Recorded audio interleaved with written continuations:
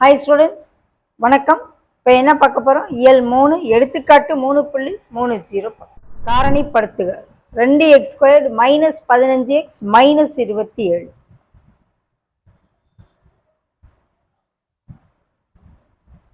இதை எதோட ஒப்பிட போகிறோம்? ax² + bx + c உடன் ஒப்பிட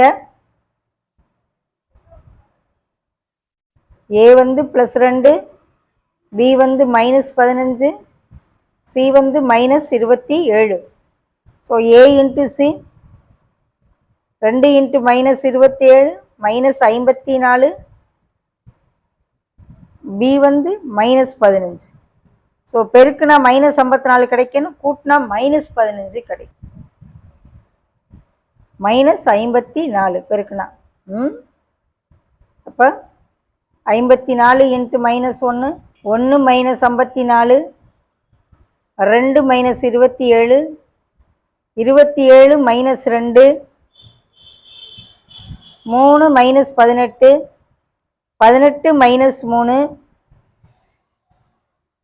6 - 9, 9 - 6, இப்படி எழுதிக்கிட்டே போகலாம். நமக்கு கூட்டுனா -15 வரணும், பெருக்குனா -54 வரணும். இதை எடுப்போம், இது 2 எடுத்தால் 15 வர வாய்ப்பு இருக்குது. +18 -3 கூட்டி பாருங்கள், +15 வரணும். நமக்கு -15 வரும். ஸோ இந்த பேர் எடுப்போம்.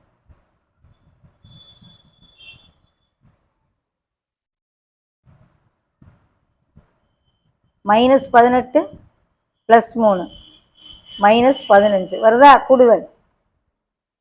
ஸோ இதுதான் சரியான காரணி. -18, +3 என்பவை சரியான காரணிகள்.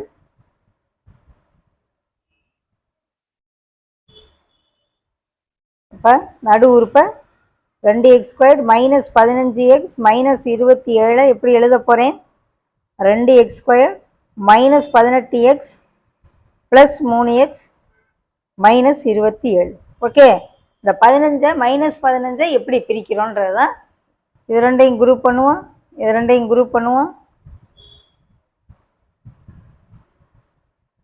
+3 காமன் எடுத்தா x - 9. ஸோ x - 9 காமன் எடுத்தா 2x + 3ங்கிறது தான் காரணிகள். Okay, so 2x² - 15x - 27. ஒரு குறி மாறினா எவ்வளோ நம்பருடைய அமைப்பே மாறிடும்.